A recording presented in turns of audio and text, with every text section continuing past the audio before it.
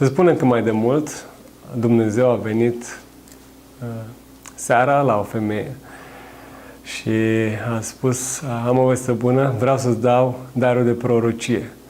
Și femeia a spus: Doamne, nu poți să-mi dai darul de prorocie, eu nici nu cred că există așa ceva.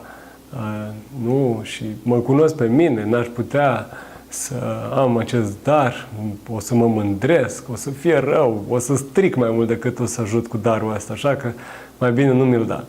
Și Dumnezeu atunci a lăsat-o să se culce, i-a dat o dihnă, a ajutat-o, a trăit până la bătrânețe, a murit și a trăit fără prorocie. Ce ziceți voi despre acest dar al prorociei? Ce spuneți despre declarațiile profetice, despre aceste lucrări sau prorocii? Ajută, nu ajută? Sunt divine sau sunt carnale? Sunt de la Dumnezeu sau sunt închipuiri omenești? Asta aș vrea să putem să clarificăm astăzi un pic, dacă reușim. Primul răspuns pe care putem să-l dăm este: ignoră și neagă. E foarte simplu să faci asta. Ai uitat, ți-ai continuat viața și nu te mai interesează. Dar n-ar fi totuși mai înțelept să păstrezi înregistrarea și să verifici? În Evrei, capitolul 3 și capitolul 4, poate că știți deja în ce direcție mă îndrept, poporul Israel au primit de la Dumnezeu niște promisiuni care nu s-au împlinit. Moise, dacă vreți să o punem în termenii ăștia, Moise le-a prorocit: voi veți merge din Egipt într-o altă țară, în Canaan, în țara promisă. Acolo curge lapte și miere. S-a întâmplat? Nu s-a întâmplat. Și care e concluzia? Că Moise a fost proroc mincinos sau că n-a fost prorocie? Nu. Ei pur și simplu nu au crezut. Tot timpul au fost cu inima în Egipt, n-au vrut să asculte de Dumnezeu, n-au vrut să trăiască prin credință. Iată cuvântul cel mai important aici, credință. N-a primit această declarație profetică a lui Moise, n-a fost primită cu credință și atunci nu l-a folosit cu nimic oamenilor acelora. Hai să vorbim despre un al doilea răspuns pe care putem să-l dăm, este acesta: ia aminte, dar continuă cu planul tău. În Biblie este o scenă când Pavel se întâlnește cu un proroc, Agab, și omul acesta îi spune că el o să fie dus la Ierusalim și o să lege, și o să-l bage în închisoare și o să sufere. Și toți spuneau: ai auzit? Prorocie! Nu te mai du la Ierusalim că o să suferi. Și Pavel spune: nu mă opriți, nu țineți de mine, că eu tot mă duc. Știu prețul pe care trebuie să-l plătesc și voi continua. Un al treilea răspuns este: examinează prorocia și dacă trebuie, schimbă-ți și planul.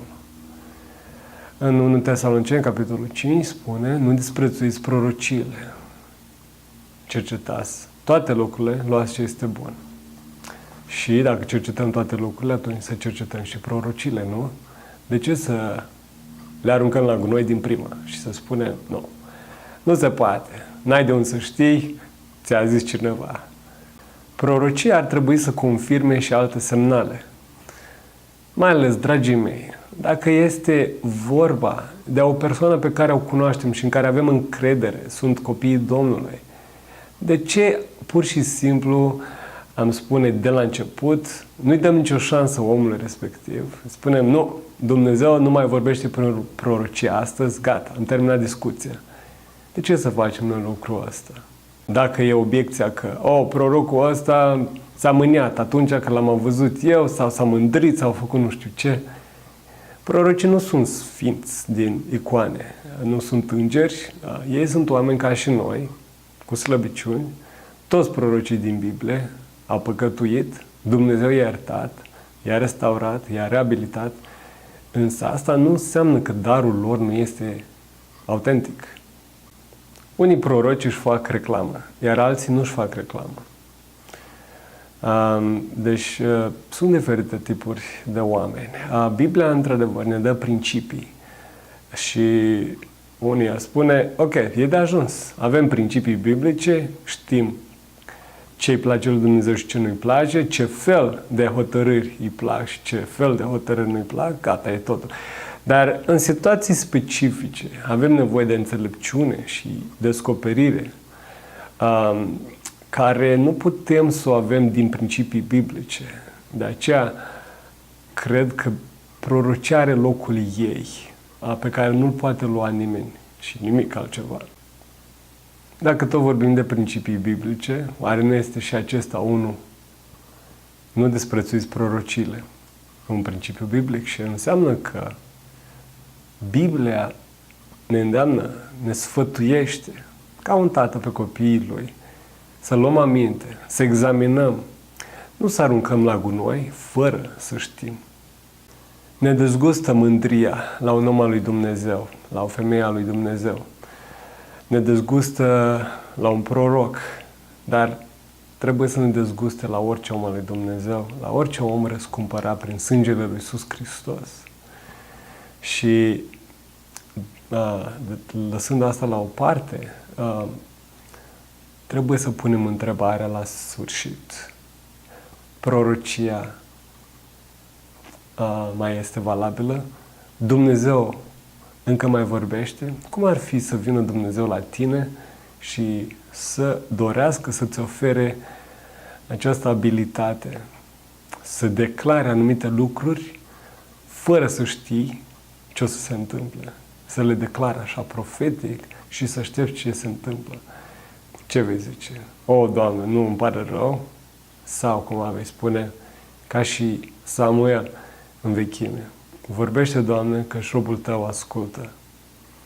Eu aș vrea să fiu mai degrabă